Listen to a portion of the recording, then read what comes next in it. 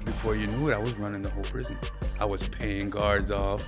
I was bringing dope in. There were pounds of marijuana into the place, And I laugh now, not that I'm proud of it, but because I had to go through all that to become who I am today, And if I'd have missed any of those steps in the sequence, I feel like I would have made it.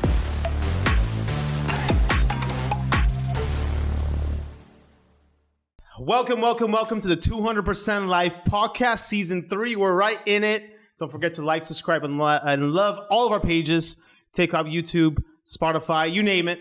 But let's get on with it because this is some great content today. And I'm very excited to have a great special guest with us. And I've known him for a while now. But today is a little different because I want to get a little detail on his story.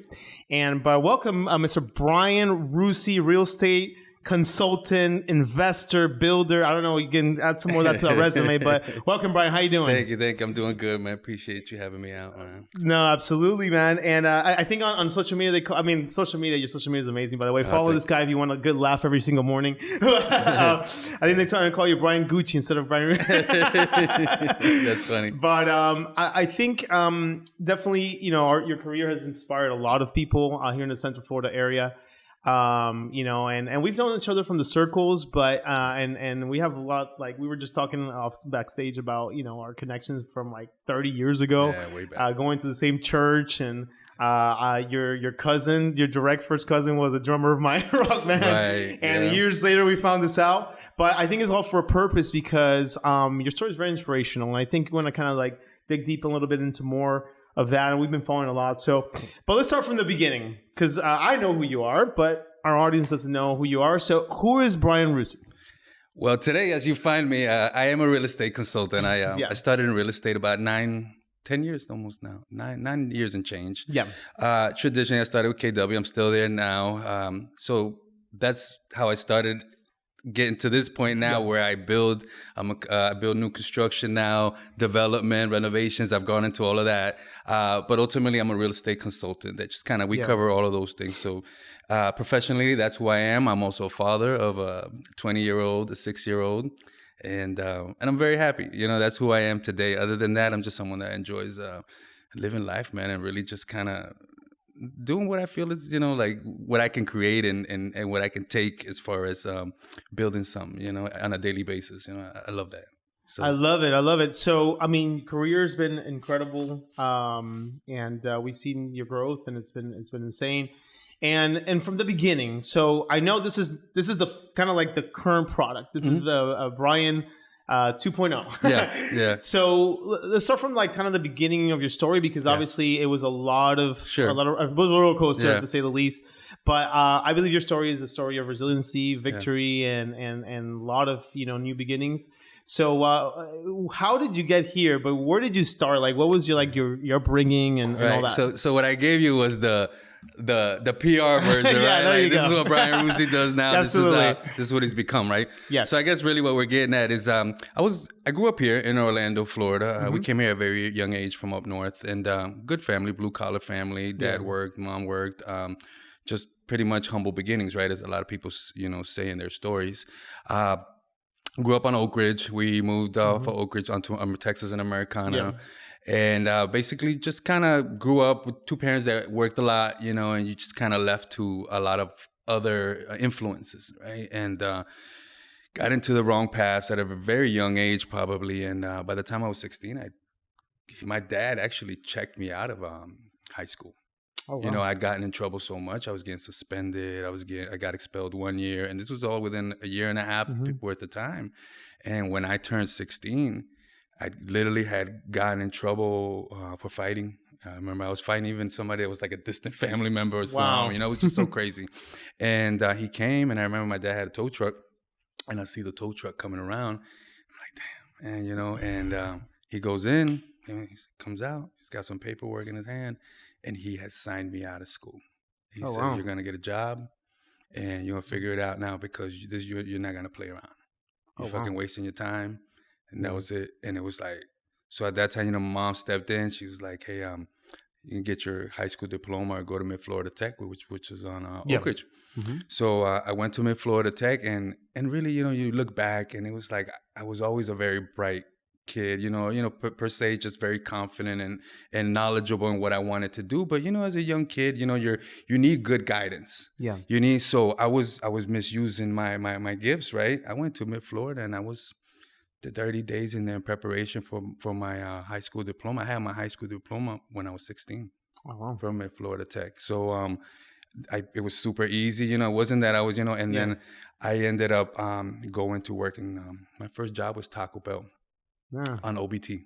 OBT, right there where the little taco place is now, right? There was one right there. Yeah. And I got caught smoking weed in the freezer, and I get fired after 2 weeks. Oh, wow. Yeah, I get fired after 2 weeks. It could be frowned upon, yes. I was like, man, I don't know what they were thinking, but I ended up getting fired for that, and after that, I just started hustling and selling weed, and just getting into bad, malos pasos, as they say, and I never looked back. And ultimately, I did a lot of dumb stuff, ignorant stuff as a kid.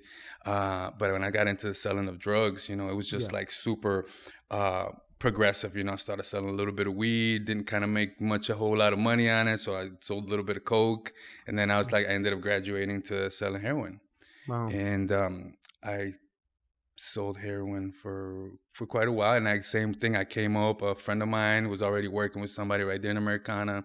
And we happened to have the biggest heroin spot ever in Orlando's history in Americana. And here I am hanging out there as a 16-year-old, 17-year-old. And we started hustling. And my cousin was already like on, one of my other friends, we call each other's cousin. And he starts giving me consignment packages. And I come up, like I'm selling, hustling. I'm just growing.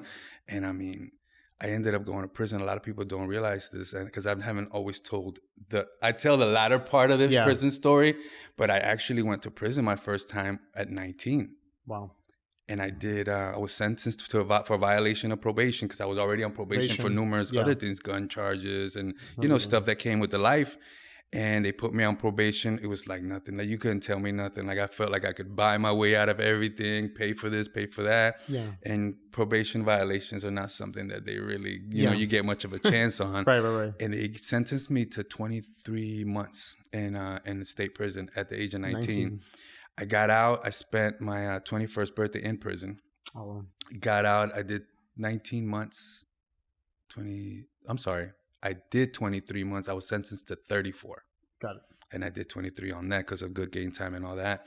Got out, and the problem was that, a lot of people say, well, damn, he's been to prison, he's going to change, or these people never change, they're destined to and the truth is that I fell right in tune, because I spent those 23 months planning and putting the blueprint together how I was going to take over the streets when I got out.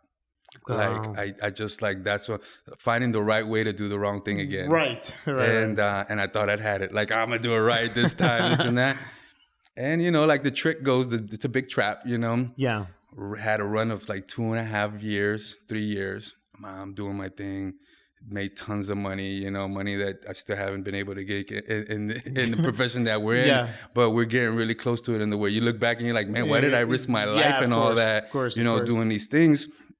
So I ended up ultimately DA, FBI, FDLE, MBI, everybody, joint effort, had a huge heroin drug sting or whatever. And it was like 30 of us that went down, right? Wow. And it was just a big joint effort that happened. And I ultimately ended up getting sentenced to 12 years in prison and 7 parole following. So a total of a 19-year sentence. Wow. So I ended up going to prison. And this is yet another thing that I haven't disclosed to a lot of other people. I ended up going in there, and when I got in there, it's like all the who's of when you're in the streets, like, hey, there's the fulanito and so and yeah, hey, what's up? Yeah, I haven't seen you in 10 years and all this type of stuff, right? Yeah. And now here I come, and I was literally on the street like 3 months prior, because I came off bond and just turned myself in and all this. And I'm asking, like, hey, what's going on? Like, how you guys get money around here? And they're like, I'm going to put you on. Let me show you that. And they're like... we know what's the story inside. And before you knew it, I was running the whole prison. I was paying guards off. I was bringing dope in. There were pounds of marijuana into the place, you know? And, I laugh now, not that I'm proud of it, but because I had to go through all that to become who I am today, you know? And if I'd have missed any of those steps in the sequence, I feel like I wouldn't have made it here, you know? Or it wouldn't have been such a impact in life, right? So I end up doing all that stuff. It catches up with me again. I end up catching an outside charge while in prison for possession of contraband in a correctional facility. They take me out to the county at Jefferson County. They charge me, fingerprint me again, and I got to go through the whole legal system. And in the meantime, they send me over to Santa Rosa Correctional, which now you can see like on Netflix, like extended day, whatever, right? And I seen my old cell in there on that special. Oh, wow. And I'm like, fuck. This place was close management, 23-hour lockdown. The whole prison is where they send the worst of the worst, or the people that were, security threats. For me, it wasn't that I've never been a violent individual, sexual predator. And it was just, they were like, man, he manipulates he has too much influence over people in a way, I guess is what they were saying. So that's a threat. Mm-hmm. You can't have that, it's especially if you're misusing it to bring drugs to the prison, right? So they put me in that place. I end up catching more time. So they sentenced me to 14 months running consecutive with the 12 years. Wow. So now I'm ended up doing 13 years. Right. So at that point, I was like, man, I'm on this 23-hour. I've been there almost a year. Yeah. And it was the rock bottom. It was rock bottom. Because I'm like, man, I'm in this place. Man, I was in Pensacola. It used to get so cold and they just give you have like a little outfit. That's it. That it would be so cold. And there's no AC or none of that. Yeah. I would be blowing smoke. It was so cold in the cell. People don't realize some of the spots are kind of messed up. And I'm in there and I'm shivering. And when it would be hot in the summer, it would be hot till midnight because the wall would absorb all the heat from the sun when it hit it. So even though the sun went down, I'm sweating. I'm sweating at midnight, Yeah. So the conditions were horrible. And I heard people get killed in cells, that the officers were doing it. Because at this point, it was a lot of abuse, Yeah. And it was that. It was all those things. It's like, man, it doesn't get no worse. I mean, the only thing that could happen is I die. Because this is horrible, Yeah. And that's where the change started. I said, I got to look at my life and I've got to redirect. Mm-hmm. This is not the person that I see in here. Yeah. This is not, I'm showing the world a whole different version of what I see in my mind. Right. So I felt like it was time to let the person in my head meet the real world because I was doing a horrible job at it. And I said, well, what should I do? And first thing I thought about was education. So I looked into being able to to pay for my own correspondence courses. Mm-hmm. And that's what happened. Because a lot of the issues that happen from a young age is ignorance, lack of options. And a lot of times we expect our parents to teach us so much or give us so much. But if you really want to be that generational shift, it's your responsibility because your parents are only going to give you as much as they got. My dad had a 10-year education, he went to school till he was like 12 or something, and it was a different time. My mom, I remember she got her GED when I was like 8. I remember her getting it and being super proud of it and all that, So it's hard to give what you don't have, So for me, it was like, man, the burden's on me now.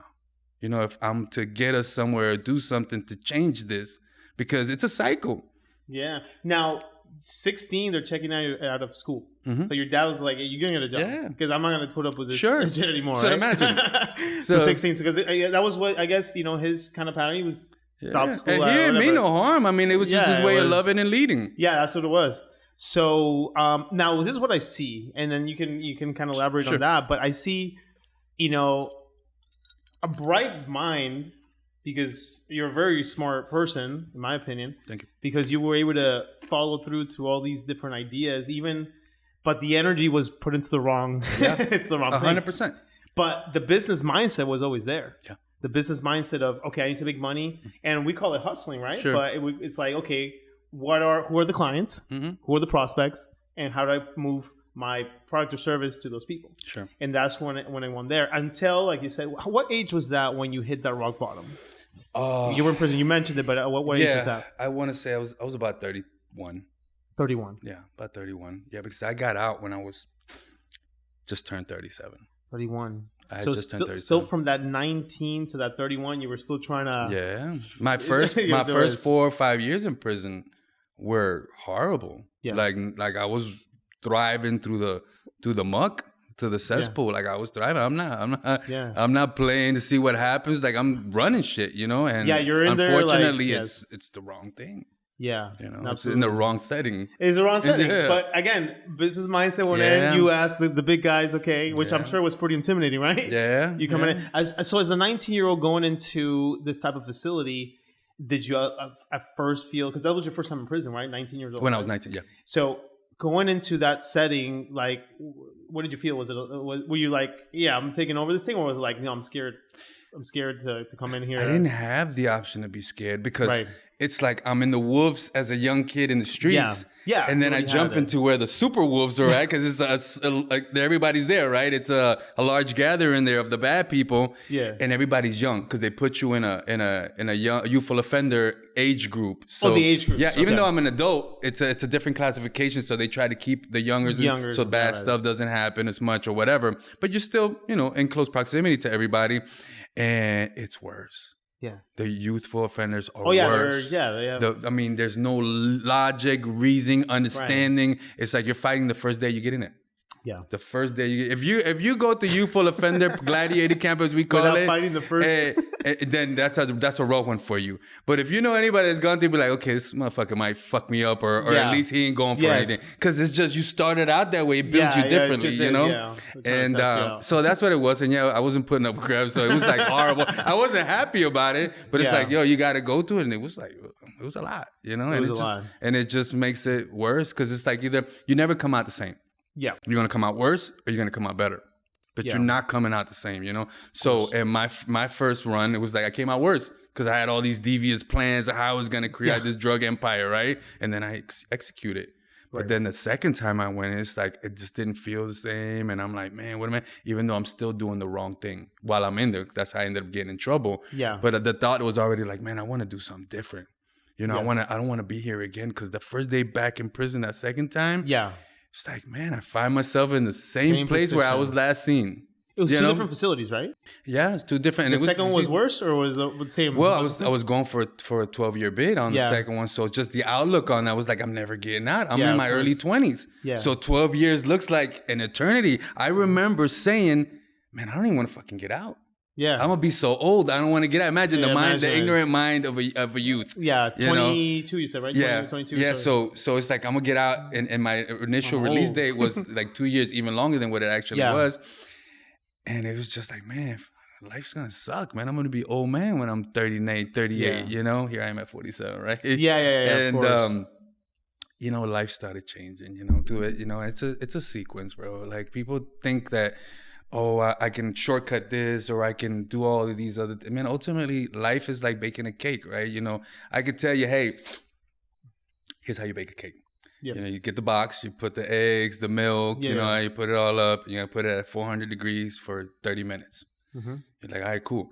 But when you make bad decisions and you fuck shit up, you can't come back and say, well, okay, I want to do this shit right, and I'm just gonna and put the cake in at 800 degrees for 20 minutes or 10 minutes because you ran out of time. Because what's gonna happen? You're gonna burn the cake. So you've got to go through the sequence of steps and do everything in order to succeed the way you want to, right? Yeah. And that's what I've gone through, a sequence of changes in my life that each time they keep opening my eyes. But you got to be open to that. Yeah. You got to be willing to say, hey, I'm fucked up. Yep. I think I find that a lot of people today, they have a hard time saying, you know what, I'm fucked up, because it makes them feel like they're less than or something. Yeah. You're only less than when you start creating a standard that's between this and this, and you gauge your life against that. If you take that off and understand that there is no measure except the one you create, life becomes so great. I said that we can talk about anything, smoking weed, of course. prison, whatever. It's And uncensored people are like, too. man, you shouldn't talk about that. I'm like, No, but but my this life is is the one. thing. It's like, this is why I am. I mean, we're focused, and I'm sure you are now. It's like today, like what's happening today, right? Yeah. So this journey is very important. Here's a question I always had that I wanted to ask you was, and cheers, by the way, we're drinking Macallan. Cheers to that. Oh, yeah, I love it. absolutely, man. How did you find peace in prison? Oh man, I've always been a happy soul. I tell people, Man, when I made the change that I was proud of myself, when that light clicked on, that I can finally say, you know what? I love who I am today, right? I'm not conflicting between the results that I'm getting and who I think I'm in my head, right? Because there was a disconnect. Mm-hmm. There's a peace that comes about you and a happiness, right? Right. And I used to walk those last 5 years like I wasn't even incarcerated. Wow. And it's the same energy I have now. Yeah. It's like there's nothing the only thing that's affected my life, and it was the loss of my daughter. Obviously you guys know my daughter passed from cancer at 5. So that's one of those things that crushes you, right? That's one of those things that's unexplainable. Right. Right. So aside of those moments and what it took for me to bounce back from that, bro, I'm a happy person, and the only times that I find myself today unhappy is the moments that I maybe wake up thinking about her, realize the reality of it, and it's hard to grasp as a parent. It's things that you're not supposed to see. But other than that, bro, life is good. Life is always good. Even knowing that happened, life is good in the sense where I get to live and still have her memory. Yeah. And if nothing else is that, I get to see my son grow and my 20-year-old grow, Yeah. That's it. It's the angle that you look at things from. Everything has two sides.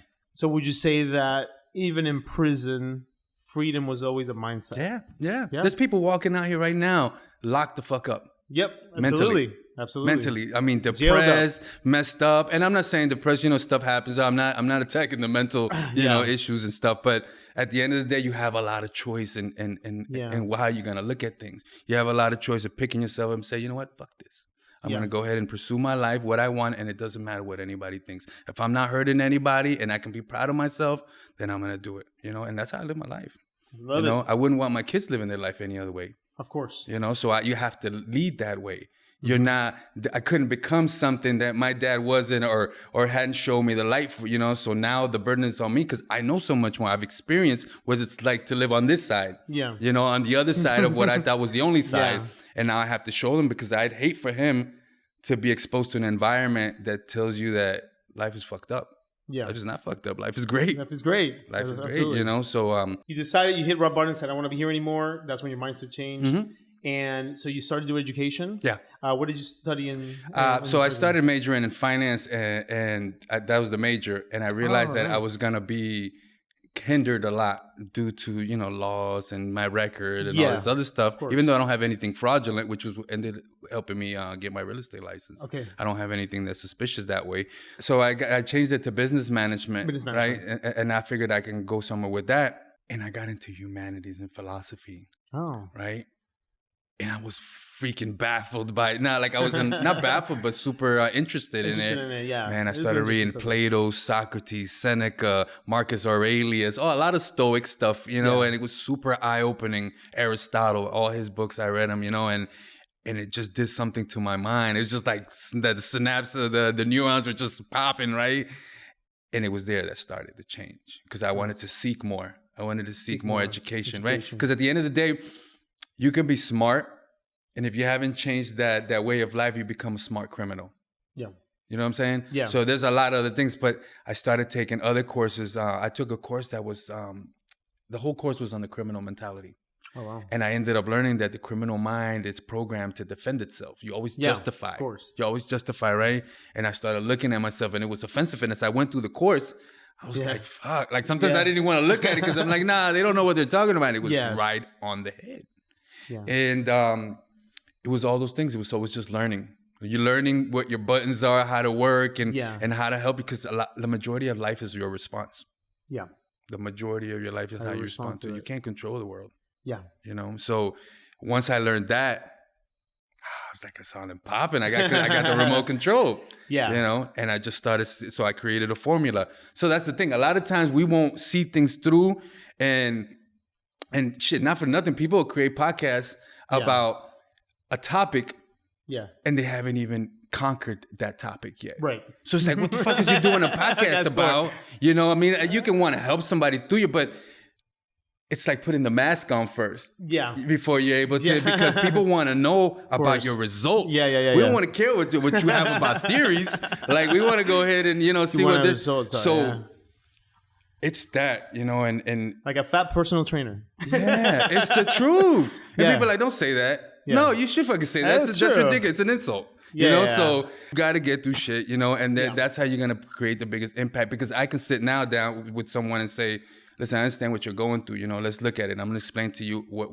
worked for me and what way, you know. So it was that, and knowing that system worked, that's what I was trying to say. Yeah. I created a system and saw it through, and a lot of us won't see it through. Yeah. A lot of us will look for other reasons why it didn't happen. It didn't happen because you didn't make it happen. Yeah. I don't want to hear nothing else. Yeah. I don't, okay, if somebody got in your way, you go get around it. Go do it again, you know?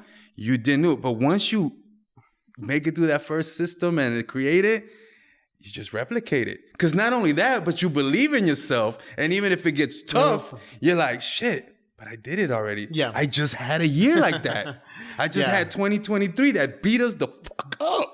You know, it really did. And people don't talk about it. They don't talk about it. And I'm in the back going into a new part of real estate, which is development, construction. And I'm learning this. And meanwhile, I got my partner, Nicole, like, hey, just carry the traditional, and the traditional dies down. And then we got all this money in different investments and this idea that I have. And the bill collectors are coming, investors are here, this and that. And my face is 100% good. That's like first and foremost, you know. So I always got to keep things right, you know, balanced. Correct.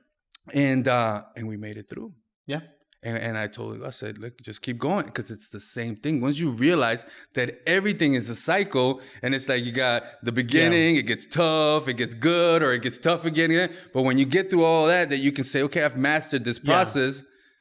You on and popping after that. This year's going to be phenomenal for us. This year's going to be the biggest year we've ever had. Absolutely. And this first quarter is going to be bigger than the last 2 years. Absolutely. So, you know, but you have to understand that that's what's going to happen. But you got to be committed to your purpose. And people don't talk. I mean, I'm glad you brought it up. I mean, people in our world, in the real estate world, I mean, we kind of joke about it, talk about it, but it was 2023 was a really crazy year for a lot of people. I mean, I think it's like 70,000 real estate agents and loan officers left the business last year because they couldn't stand it. They went back to their 9 to 5, etc. Yeah. And, you know, and a lot of us have to make a choice. Do we stick it out? Do we survive and just, you know, make a couple changes, make a couple tweaks? You pivot. That's it.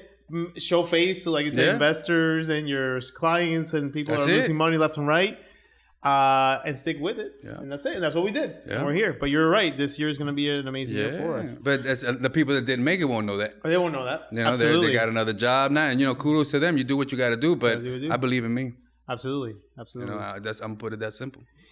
Any regrets in that up to now that you've had? Nah.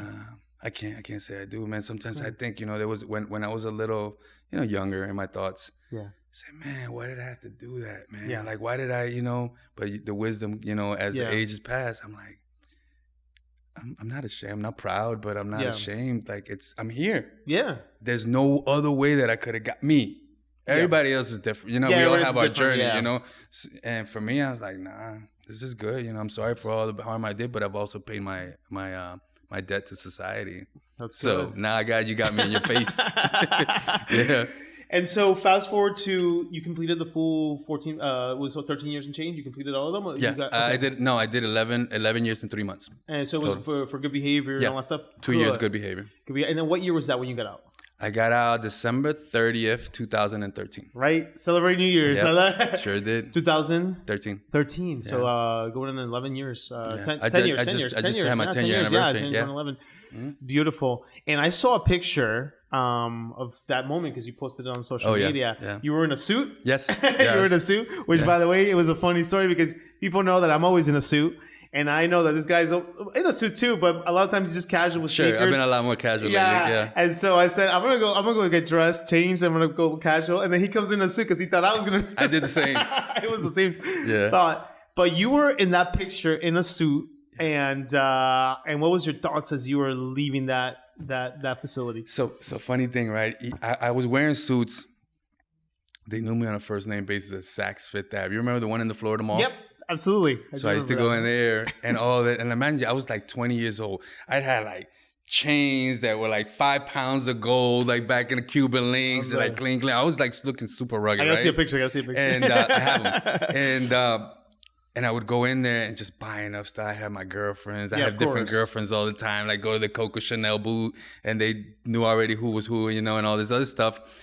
So I started. I used to dress typical like Polo, Averex, Nautica, stuff like that, right? Fat Farm. All that stuff, right? Before that, even. Yeah. And I saw that there was a difference with the gangsters in the movies and the stockbrokers and all these people that I saw on TV that wore suits. Nobody in my life wore suits. Right. Nobody. My dad's a mechanic. My mom worked at Holiday Inn right there on Sand Lake. So we didn't have that experience. It was all on TV. And I was like, man, those guys don't seem to have the trouble with the cops. Yeah. As us that look the part. Right? So I said, I want to look. And that's actually how I got into it. Like wearing suits. I was like, man, I want to change the image on the outside. And then I really liked the way that people would talk to me. At that time. And I was still doing wrong at that time. But it stuck with me. It stuck with you. And I was wearing Armani suits in the life and all that, because I used to, I love it. So then getting out, there was no other thought of what I was going to wear or what. And the day before I got out, I was working at BJ's Brew House on Osceola Parkway. Oh, yeah. Right? That's why I was working as a cook. And I asked my boss, I said, hey, man, can I step out for a little while? And I had my ex-wife, Laura, she had come and picked me up and went to the outlets right there, the premium outlets. And we went to Donna Karen. I tried on a suit, bought the suit, bought some shoes, bought a few other things. And she took it with her. And then the next morning she came to pick me up. She had the suit because they're supposed to give you the clothes there. Yeah. And I remember I'm sitting there and I'm waiting to get out. And they had all the inmates lined up. It was part of the routine, right? So I'm just standing. And I was dressed in my regular, suit now at this point. I'm looking fresh and shit. And the dude's like, they're looking at me and they're like, but why you got a suit on? Like, for what? You're just getting out of prison. And I looked at him and I was just like, man, this fucking peasant. You know what I mean? That's the first thing I thought. You know what I mean? Because it's just like, I'm getting out of prison, bro. Like, I just did 10, 11 years. You coming in here to do your little 2 years and you probably don't have. And I told him, I said, I got shit to do, bro. That's good. I got business to take care of. Yeah. And that's really what I told him, And that was it. You have to own the part. You have to see it and you have to become it. If you're having a hard time, then I got to tell you, you're not committed to it at all. Don't even fool yourself. Yeah. You're not. And from that point, how long was it until you got into actual real estate? Because you got licensed and all that. I put in for the application in January, right after I got out. Oh, you got out December 30th? Like weeks? Yeah, I had all this. I knew I was gonna be sitting here with you 10 years later, bro. Like I knew what I was gonna do, and I put in for it. But I got 17 character reference letters to add to the application. Parole officer, the release counselor, doctors, lawyers, people that I knew, friends, different, just people that were prominent because I definitely wanted. But the thing is that you haven't set a track record yet, so everything is theory. And that's the thing, So I was able to get through that where, I did all these things. It took me 8-9 months. I got approved in not that long, in July. I finally but I went before FREC and the commission a couple times because they questioned, as they should, all the things that were on my record. Now, luckily, some of the sore thumb that sticks out, for in those scenarios, I didn't have any of those. But they made me go back numerous times for tickets and different things that weren't on it. But I was very honest with them about it. And you have to be honest in life. If people are going to let you come in a place because of who you really are, what you really been, then you need to know that because you don't want to be in there anyway. So I let them know, hey, this is what I want to do. This is who I've been, but this is where I want to go. And it took 8 months. Oh, wow. Most people, it takes 2-3 weeks. Yeah, I mean, most of the real estate agents, the hardest part is the actual test and taking the test and all that. So you got through all that. Plus, you had to get to the board. So I did all that first, so that I wouldn't go take the test and find out they weren't going to approve me. Yeah. So I had to do it backwards, and I did it. I went in, and they finally approved me after 8 months. Wow. And then at that point, I went to Cameron Academy with Michael. Yeah. It was cool. Went in there, passed in my first shot. The class. Took the state exam, passed in my first shot, and then it was on and popping after that. Nice. That was 2014? 2014, yeah. 2014. Yeah, I passed it all quick. I was licensed October 2014. Perfect. So you went in straight to real estate. That's beautiful. Yeah, because you can't waste no time. Yeah. You got to stick to the plan. Because if you don't, life catches up, bills catch up. I had a newborn on the way, Lily, all these things. Lily was born March 11th, which actually is coming up on 14th. She'd have been 10 years old this year. It's crazy. Oh, wow. So yeah, you have to stick you had to a it. plan, so you you had and a plan. it kept on. Absolutely. You know, it went as planned. I ended up working. So you got to have a plan. If you don't have a plan, you're gonna wing it. It's gonna be a long ride. You know, so I ended up said when I sell 3 or 4 houses within a 2-week period, then that's going to be my ticket, because I stayed at BJ's Brew House for discipline. I was like, man, I got to keep a routine. Yeah, keep a routine. I got to keep a routine. So I asked them, hey, I don't want to work in the kitchen anymore. I want to work management or in the front. If you guys allow me, I'll start as a server or whatever. They were like, Bryan, you? The server? Like, really? Because the kitchens are wild. Yeah. You know, it's a whole different night and day. So I said, I can do it. You know, and I was already in my sales mind. You know, I'm like, man, I'm about to do. And it was a good test and discipline. Because, you know, people treat you nasty. They talk to you nasty, you know, depending on the mood that they come in. And you just got to grin and bear it and, you know, do the service, right? So I did that, and I got into real estate. So I would go. You got to sacrifice. You got to sacrifice for what you believe in. I would wake up at 8 o'clock. I'm at Keller Williams. By 5 p.m., I'm checking out. I'm learning, doing activities, you know, prospecting and all that. 5 o'clock, I leave. Book pack, got my black pants, white shirt, and my apron, going to BJ's, and I would work from 6 to midnight, and then do it all over the next day again. And when I was able to get those 3 checks, it was like, man, like my 4th month in real estate. I had 3 closings. It was like all 3 closings were like $14,000 or something like that for all 3 of them. Because back then the prices were so low. It's like 150, 160s. And I said, that's it. I gave my 2 weeks notice. Yeah. And the rest was history. You know, I never look back, you know, and, you know, life's been crazy shit. One of my buyer's agents recently was the general manager that hired me. Oh, wow. At BJ's Brew House. Mo. Shout out to Mo. Awesome guy. Yeah. Yeah. And, you know, he's gone on to do better things now. But, yeah, life is crazy, man, you know, but you got to live it. You can't watch it. Yeah. You can't sit back and watch, man, because you're gonna do it. Yeah. So one of the things I really admire, obviously, I've always admired this, and this is a topic that a lot of people have a little bit hard time sometimes, because it's like, oh, you don't have to impress someone. But I've always believed in dressing the part. Mm-hmm. And we just talked about it. Sure. Dressing the part. Mine was for different reasons, because I don't grow the facial hair like you guys do, but you're compensating for it. Yeah, I compensating. So I have the top, right? Yeah. But for a long time, when I started in real estate, in 2006. Okay.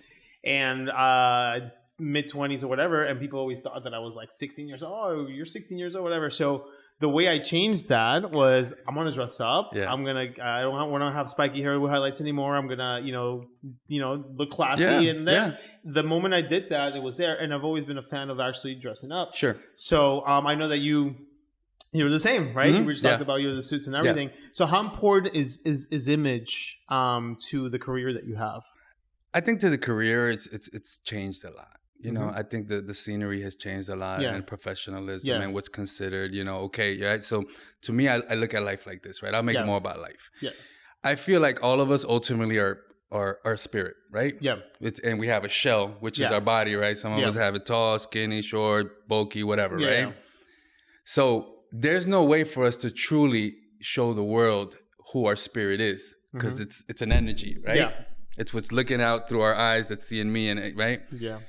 So then we're flying through this world, right? And we find ourselves in different pockets, Dr. Phillips, we're using our body to get through. Yeah. But we want the world to know, based on the spectrum that you've created as acceptable or whatever you like, that this is who you are. Yeah. This is how I think of myself. Yeah. This is who I feel like I am amongst us. And it's that simple. That's it. It's that simple. Whether you're in business, because you see people like, tons of people, the social media, the Bandit Chucks or whoever. And it's like, and these guys are gazillionaires. So ultimately, where are your priorities and like, what is it that you want to be remembered for, Yeah. Because you could wear a t-shirt and jeans and change the world. Yeah. But it's like, how do you want to look when you do that? Is that important to you? To me, it's important. It's important. Yeah. First appearance is there, know. I go to the gym for a reason, I watch what I eat for a reason. Sometimes it's health reasons. I'm 47. Yeah. So you start looking at life like, shit. I know. It's sketchy, and you start looking at things that a lot of times we're always creating plans and things, right? But at one time or another, you have to go back check where you're at in that plan and see if it's realistic to where you're going. Yeah. Because for me, I'm 47, so now I'm like, you can't keep telling the same stories you were telling when you were 20. Wait, look, it happens. It happens. You know, so I'm like, shit, wait, I'm 47. I said I was going to be retired by 50. I ain't going to be able to pull it off. So you pivot, you change, you see what you got to change, don't get mad about it. Yeah, absolutely. Don't catch a headache about this shit. You're going to leave, you're going to die, and all this shit's going to go away anyway. You're going somewhere else. Right. But health is important, like you said. Yeah, but you stay here as long as you can because it's worth it. Yeah, it's worth it. It's worth absolutely. It, you know. And fast forward now. So this is now the new version of Bryan, right? You know, you've accomplished a lot of things, 10 years in, plus in real estate. What are you facing now that you could say, okay, I have, struggles and stuff like that, but I get over them, you know? So what is maybe some of the struggles you as an entrepreneur now, successful? I mean, you're doing all sorts of stuff, investing, all sorts of deals. Refining the machine that I'm creating now, because a lot of the machine is a reflection of me and some of the things that are still in the works. Okay. So it's realizing that the business and the things that are I'm struggling with, again, are disciplines that are lacking in me. So that's what we're working through right now. Those are my real life struggles, creating the machine, fine-tuning the machine so that from here on out, we can kind of, because I've become very conscious of where I am in life and where my plan is, right? So now, like, hey, these next 8 years got to look like this. Yeah. And if they don't look like this, now, at the end of this year, I'm going to have to come to the, to the realization that we're going to shift again. Yeah. Because you can't keep chasing something that's not, because then you're wasting a lot of times. Yeah, of course. You have to be realistic. So for me, it's that understanding that there's still some disciplines that have kept me from being at my greatest achievement, which I thought I would have had by now, when the moment I was getting out. But I didn't realize that I had to learn all these things along the way. Right? That's it. You can't go around it. You can't beat that. But I'm there, and it's that. But I do it with a very optimistic, outlook. You have to. Yeah, just like you mentioned in the winter time where everything was going crazy last year, you had to show face. Show face. Push through, but have a plan, because you're not gonna get it on hope. No, you ain't gonna get it on hope. Hope is gonna bring you a lot of fear. You understand? You ever say, man, I hope this works out. I hope this works out. But you're scared that it's not. Yeah. When you stop doing that and say, man, this is gonna pan out because I did A, B, and C. Right. And if it didn't, guess what? Those are the odds, bro. Yeah. Those are the odds. That's it. We play the odds every day as an entrepreneur. If you can't hack it, go get a job. Right. It's that simple. I'd say it's the entrepreneurship journey, especially us leading families, is tough. It's keep you up at night. He wakes you up in the middle of the night saying, shit, what am I going to do tomorrow? Yeah. I have to solve this issue. My goal as an entrepreneur is to stop being an entrepreneur. Like that was it, right? It's like you get out entrepreneur because then you become a business owner. Yeah. And you start creating something that you're ultimately going to be able to sell off or leave for your family, right? Yeah. And create a good life while you're here. Yeah. That's it. That's it. And now that you've seen all your success and everything, what do you want the world to remember Bryan Russi for? I want to have a big effect on local housing. Beautiful. I want to have a big effect on the Oak Ridge area. I really, I was telling Gia earlier, I'm gonna buy Americana Plaza. I've been saying it for 5 years. I love it. And I'm gonna buy it, and it's gonna happen. And I'm literally looking at the whole Oak Ridge area, and I'm looking at all the possibilities over there. And I know there's been other big construction guys and developers that hit other areas and are kind of known for it. And I'm making my way in that direction, and I don't mind telling everybody, because the only one that can stop you is you. Absolutely. That's it. So the very spot where your journey started in the wrong way. Yeah. Technically, as a business mindset, it was right on track. Right on track. But going back there now, bringing the positive outlook, buying it, and bringing something positive to that community where you grew up in. That's super powerful. I believe it's going to happen because I think everything you've put together, you've accomplished. If I can be a part of that party in any way, let me know how I can help. For sure. I've been in Central Florida for so long as well, but that I think is a powerful kind of a message and not an end to a story, but maybe a closure to one part of your journey, saying, I don't want other individuals like me or other kids that are 15, 16-year-olds to end up like I am, so I'm going to buy this and clean it up myself. Sure, yeah. And what we could put there is, it's unlimited potential there, and Yeah, so it's that, and you know, and that's another thing. You got to find something to be able to give back with. Ultimately, if that's what comes from you. Yeah. And I remember hearing that a lot, man. You know, when I first got into the and you're not ready at all times for everything, right? No. And that's what we were saying earlier. People are like, man, you got to give back. You know, giving is powerful. You know, and I'm like, shit. You talking about giving? I'm trying to take everything. Why? Because that's the mentality I come from. So I start saying, yeah, giving. I want to give. And I'm listening to what people are saying. Yeah. And even though I don't understand it, I know there's a good in it. Yeah. So I start trying to say it and practice it in my head, and I just continue doing business. But as I evolve in business and kind of understand more what grows that, now I understand what giving is back, right? And as I understood it, and it was natural to me. A lot of times we force shit. You gotta be natural, because then you fail the other people too. When it came naturally, I started doing the classes, the Quantum Leap classes, which I'm a certified instructor for with KW. Yeah. And teaching young minds from the age of 16 to about 24. Mindset classes, just to take you through your purpose, kind of understanding who you are, uncovering your potential, and really showing you how to fund it. Through a process. And they're 8-hour classes, workshops. I love it. So, I do those things. And I try to impact the young generation more than anybody, because I feel like they have the more, you can still mold them, right? They can still be in, Whereas sometimes when we get a little older, like, you're going to have to come to me and tell me you want to, so that I could be like, okay, because I did it. I tell people, like, I know people that won't ask questions. They feel like it makes them less than if they say they don't know something. I got out. I got in real estate. Man, I'm asking the Debbie Irons, Alan Maycumber, Kevin Kendrick, all these people. Man, how do I do this? Or what do you think about this? And I'm like writing stuff down. I'm like, yeah.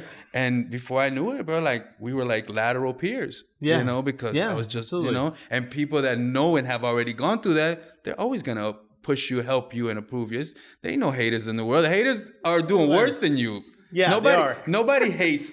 You know what I'm saying? Nobody hates down. Everybody's like hating up, you know what I'm saying? So the moment you had like, baby, don't even get that life. I hear to talk about haters. I'm like, shit don't exist. Yeah, haters are fans in the now anyway. Yeah, they're the ones watching us on social media. They're just hating on everything and just stuff click like that. Man. That's it. No, but that's what you just said is very powerful. Is like the power of giving is important, and people are things, and we hopefully get to the point and through our lifetime that we are giving financially, but sometimes it's just giving knowledge, giving expertise.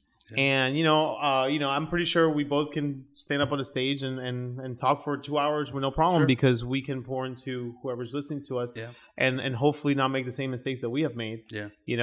But I think that's very powerful, and I think that's something that the world needs right now, especially whoever's listening today right now. If you don't have money to give knowledge, give whatever you have, and in today's age, you don't have an excuse as to not knowing something. Not being able to attain some or get access to something. Yeah. Bro, it's the world of shared information. Everything. And I understand you can't know what you don't know, but even that, you can like, how would I get to this from this to this? I don't know. And the chat GPT or so tells you, you got a whole plan now. Yeah. So it's that. It's always the individual with the excuses, man. No, I love it. I have no time for it. Yeah. I love it. Well, Bryan, this has been an amazing episode. I believe, hopefully, if we change one life out there today that can turn a life around and learn from all the things that at least Bryan went through, I think we did our job today. Yeah, I think. Thank you. I think it's important. I know you're trying to. That was the cutoff section, but no, you're good, man. We'll flow. I think anybody can make mistakes, right? Yeah. Anybody can get into a bad place mentally, physically, financially, all of that. There's nothing wrong with that. If there's only one thing I want people to understand, there's nothing wrong with being in a bad place in any sense of that word. But what's wrong with it is staying there. That's it. That's it. You can't stay there. If you stay there, that's on you, and you have to understand that that's what you want. That's it. That's it. I love it. Well, Bryan, cheers to you. Cheers to your amazing and all of your careers, endeavors, and family. Absolutely. Thank you. And thank you for joining us on this amazing episode of 0% Life Podcast. Don't forget to rate, subscribe, and follow us. This beautiful season that we're having. We're having a lot more content for you. So make sure to keep on following us, and we'll see you the next time.